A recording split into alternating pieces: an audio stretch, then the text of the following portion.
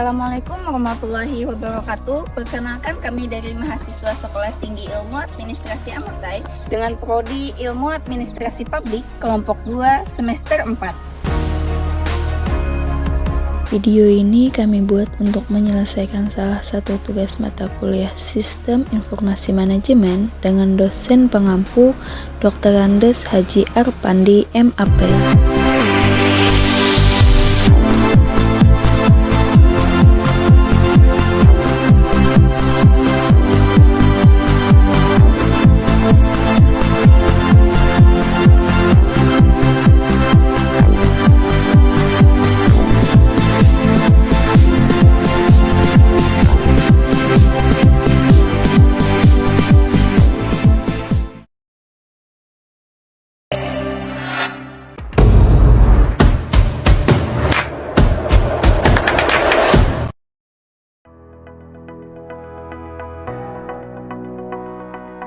Sistem Informasi Manajemen. Konsep sistem informasi manajemen yaitu sistem yang diciptakan untuk melaksanakan pengolahan data yang dimanfaatkan oleh suatu organisasi.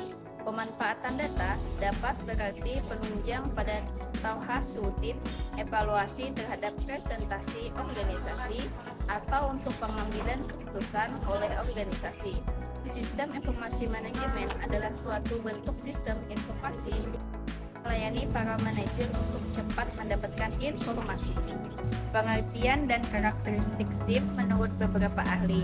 Robert G. Mordick dan Joel E. Ross menurut bukunya yang berjudul Sistem Informasi untuk Manajemen Modern, SIM adalah proses komunikasi di mana informasi masukan atau input direkam, disimpan, dan diproses untuk menghasilkan output yang berupa keputusan tentang perencanaan, pengoperasian, dan pengawasan.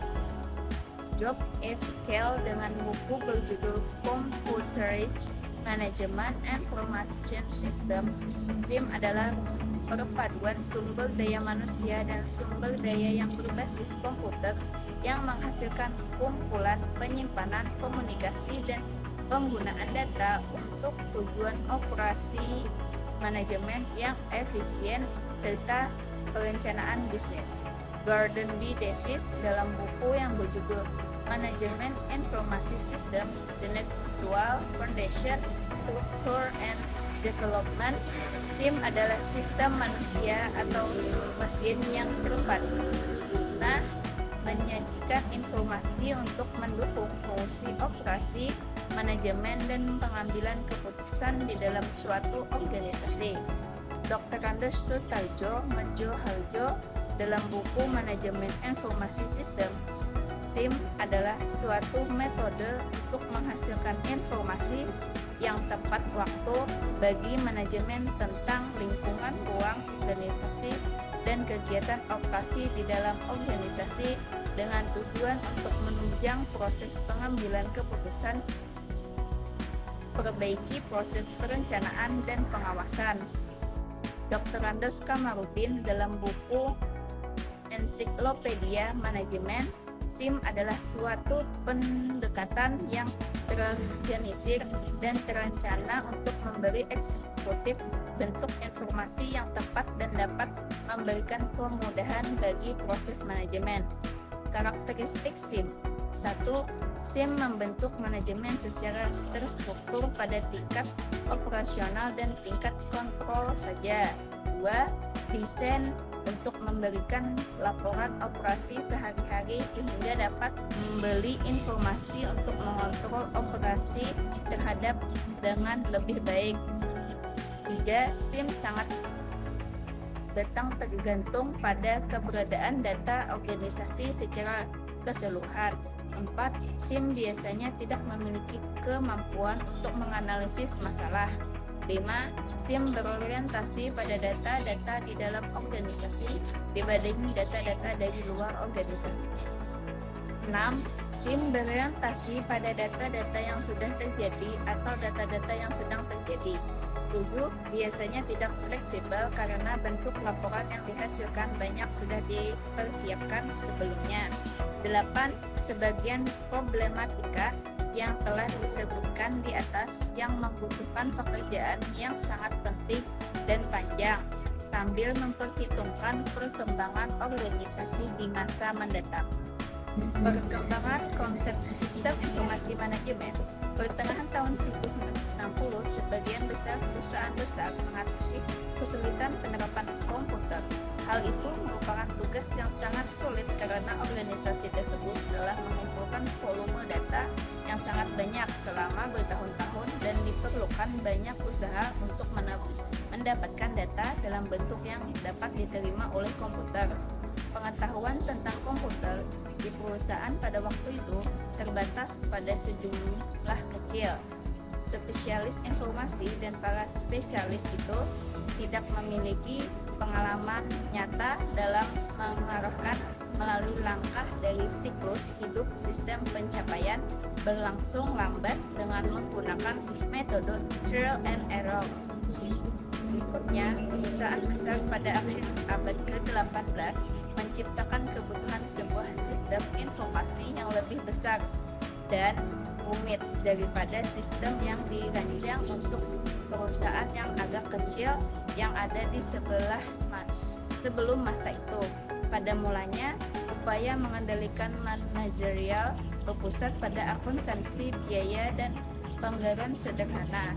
Akan tetapi, pergeseran menuju penganggaran dan pengendalian biaya bisnis berkembang pesat dalam dasawarsa 1920 dan 1930. SIM harus terus-menerus dipelihara dan dijaga untuk menjamin sistem tersebut dapat menyediakan informasi yang penting bagi pemakaian atau user itu sendiri. Gagasan sebuah sistem informasi untuk mendukung manajemen dan pengambilan keputusan telah ada sebelum dipakainya komputer. Yang komputer kemampuan organisasi untuk menerapkan sistem itu perlu kemampuan tersebut dan sedemikian menyolok sehingga SIM menjadi suatu yang baru. 4 bidang pokok konsep dan pengembangan sistem yang sangat penting dalam merancang asal mula konsep SIM. 1. Akuntansi material. 2. Ilmu pengetahuan manajemen. 3. Teori manajemen. 4. Pengolahan komputer. Komponen fisik SIM. Kalau orang lain ingin melihat sistem informasi suatu organisasi, maka ditentukan komponen fisiknya. Suatu pertanyaan mengenai apa saja yang dikerjakan komponen fisik bisa dijawab dengan fungsi pengolahan atau bisa juga dengan keluarnya sistem. Unsur ini adalah pentingnya dalam memahami suatu sistem pengolahan dan karenanya akan diselidiki sebelum rangkanya atau strukturnya diuraikan. Detensi struktur SIM. Struktur SIM diuraikan dengan 2 cara, yaitu di atas dasar kegiatan manajemen dan fungsi. Kedua rancangan yang ditambah dengan konsep struktural kini akan disintesiskan ke dalam suatu struktur SIM. Pada hakikat hal ini merupakan suatu rangka konseptual atau menguraikan pembahasan dan perencanaan sistem informasi. Ada pula suatu struktur fisik yang membatasi pelaksanaan SIM. Struktur struktural dan suatu SIM merupakan suatu kegiatan sintesis yang telah disajikan. SIM didefinisikan sebagai suatu gabungan atau sistem fungsional masing-masing dibagi menjadi 4 set saksi pengolahan informasi. A. Pengolahan transaksi. B. Mendukung operasi sistem informasi. C. Dukungan pengendalian mengerjakan informasi. D. Dukungan perencanaan strategis sistem informasi. Secara garis besar, sistem berbasis komputer mengandung unsur-unsur berikut: manusia, perangkat keras, hardware, perangkat lunak, software, data, prosedur.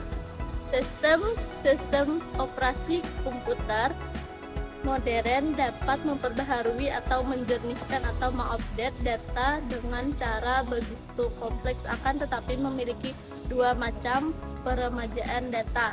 A. Sistem pengolahan dalam gugus tumpukan. B. Sistem pengolahan waktu nyata. Sistem informasi manajemen dan komputer. Suatu organisasi terdiri atas sejumlah unsur, yaitu orang-orang yang mempunyai bermacam-macam peran dalam organisasi, kegiatan atau tugas yang harus diselesaikan, tempat kerja atau tempat fisik pekerjaan, dan wewenang serta hubungan komunikasi yang mengikat bersama organisasi.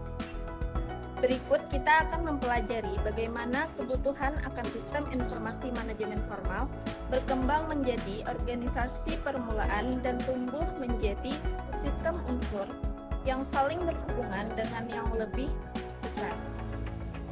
Organisasi-organisasi di dalam masyarakat kita tidak dapat berjalan tanpa adanya sistem informasi manajemen yang berbasis komputer atau dikomputerisasikan.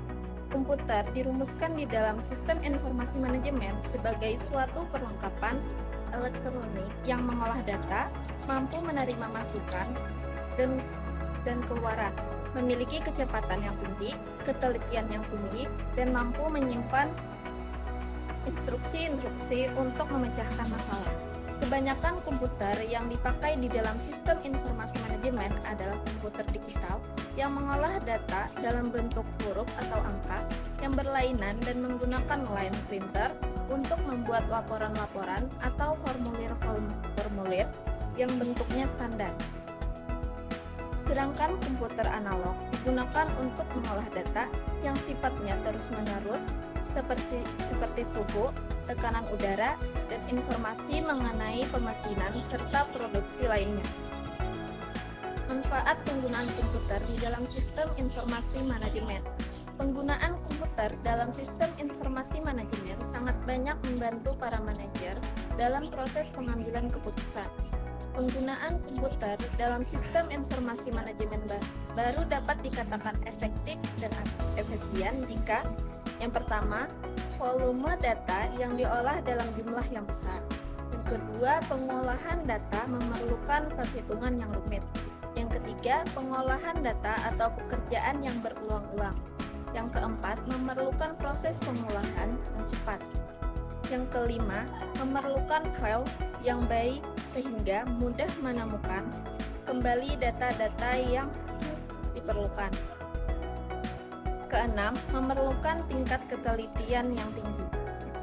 Nilai informasi yang dihasilkan dari penggunaan komputer dalam sistem informasi manajemen emang sulit untuk dihitung dengan uang, tetapi hal tersebut dapat membantu menetapkan perkiraan nilai tersebut, yaitu yang pertama availability atau dapat diperoleh, yaitu mendapat informasi yang semula atau sebelumnya tidak dapat diperoleh. Yang kedua, timeline atau ketepatan waktu, yaitu informasi yang dihasilkan oleh komputer dapat diperoleh dalam waktu yang cepat dan tepat. Yang ketiga, akurasi atau ketelitian, yaitu informasi yang dihasilkan oleh komputer lebih terjamin ketelitiannya.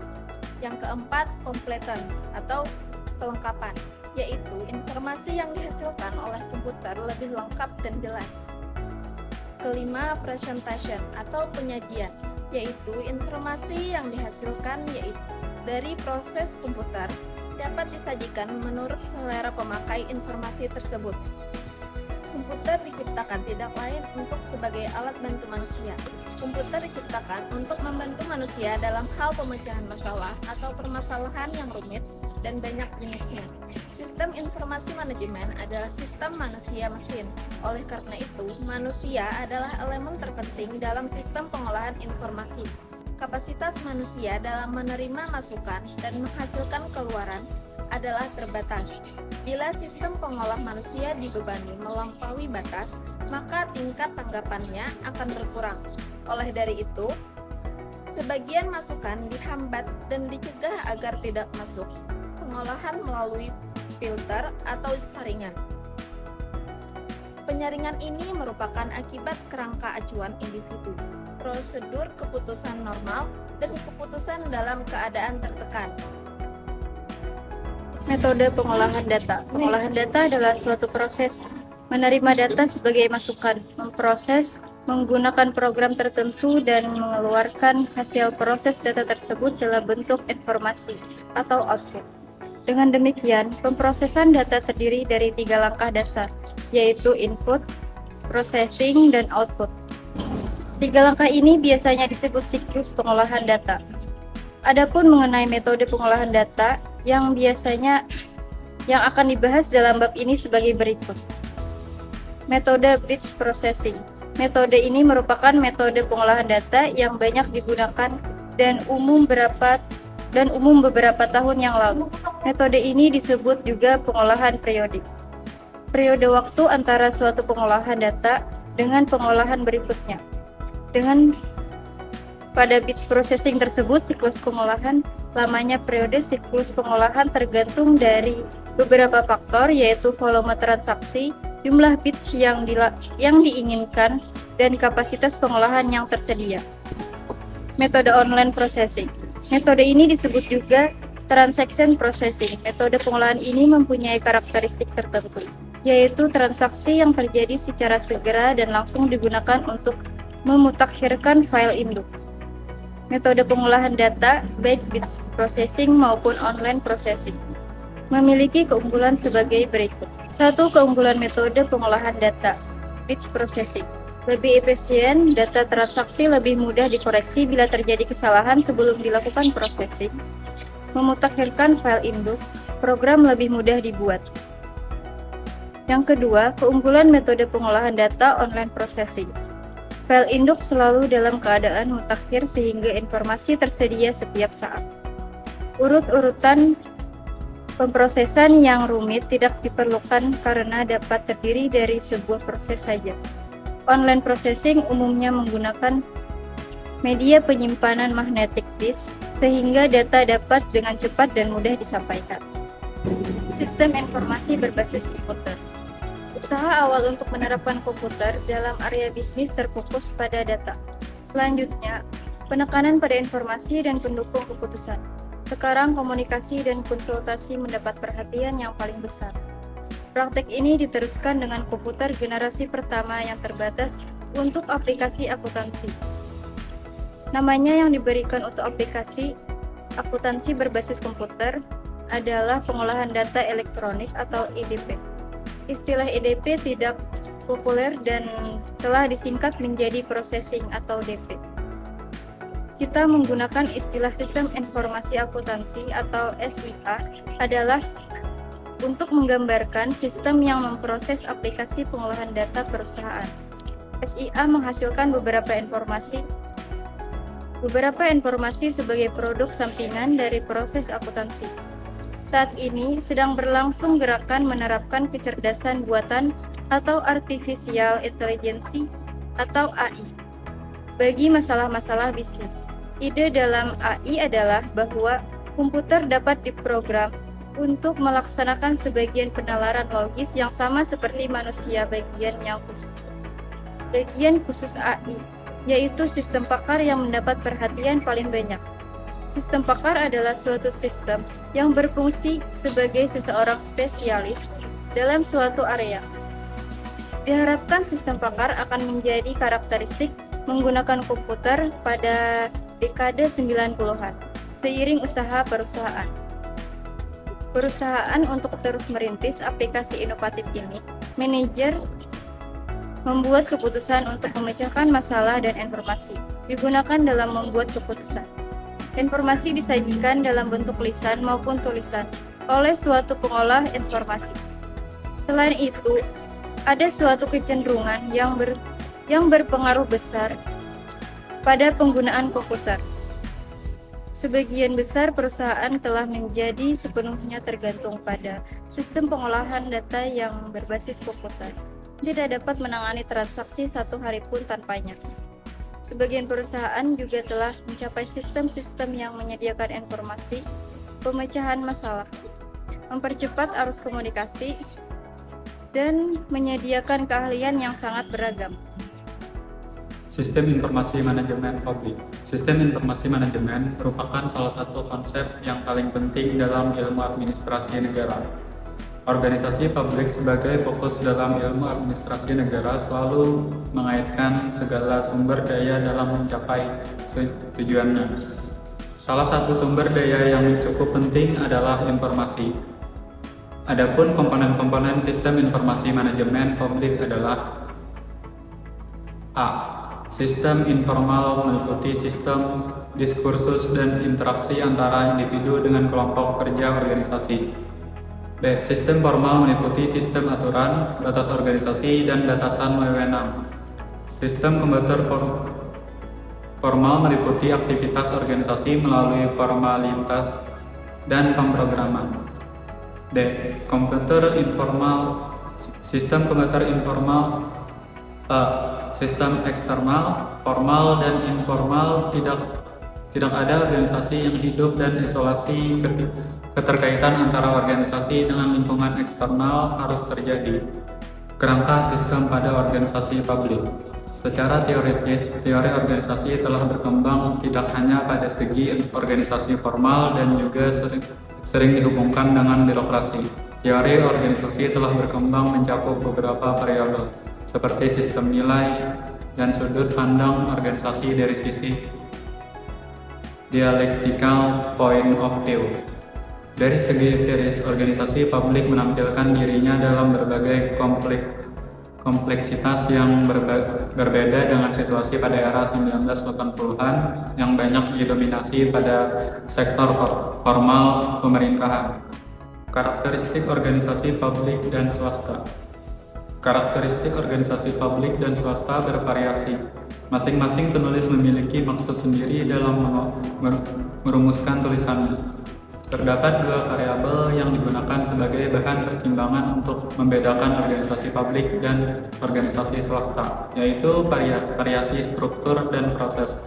Dari segi struktur, dilihat bahwa organisasi publik dipengaruhi oleh lingkungan eksternal seperti kuatnya faktor publik dan lembaga terkait. Pada sisi lain, dari segi proses dapat dilihat faktor manajemen yang meliputi masalah kepemimpinan, semangat kerja, komitmen, kepuasan kerja, dan lain-lain. Dalam penelitian ditemukan bahwa kompetensi kepemimpinan pada organisasi swasta lebih tinggi daripada organisasi publik. Hal ini karena organisasi swasta dikelola dengan proses yang lebih dinamis, struktur organisasi birokratis ditunjang dengan proses manajemen yang luas dan responsif. Kenyataan ini membedakan kedua organisasi tersebut. Responsivitas pada organisasi swasta dapat terjadi melalui proses manajemen, khususnya pembuatan keputusan yang mendukung semua unit serta secara lancar. Komputerisasi SIM publik. Komputer yang pertama kali dipakai di Indonesia adalah Unifax System 1004 buatan Amerika Serikat. Didatangkan pada tahun 1954. Investasi komputerisasi yang pertama itu dilakukan untuk Bank Sentral Indonesia, melancarkan tugas-tugas BI, bidang moneter dan perbankan di Indonesia. Munculnya komputer mikro Apple II di IBM PC XT sejak tahun 1998 telah mendorong akses masyarakat terhadap teknologi komputer di seluruh dunia. Pada tahun 1994, populasi komputer PC di Indonesia perkiraan sudah mencapai lebih dari 2 juta buah. Itu berarti 1 di antara 90 orang Indonesia sudah memiliki komputer pribadi.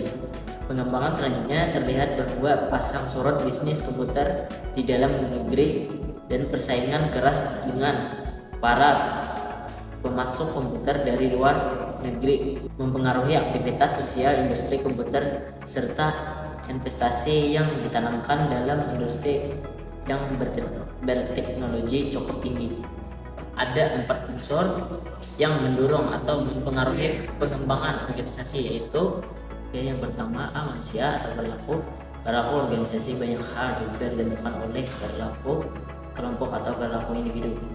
Terus yang kedua teknologi dapat diartikan sebagai tindakan yang dilakukan oleh orang terhadap objek dengan atau tanpa alat bantuan perkakas atau alat mekanis untuk mengadakan perbuatan tertentu dalam objek tersebut. Selanjutnya, C. Tugas. Efisiensi organisasi dapat dicapai dengan menyusun tugas dan kerjaan secara sistematis. Selanjutnya, D. Struktur. Struktur digunakan untuk mengendalikan organisasi dan membedakan bagian-bagiannya guna mencapai tujuan bersama.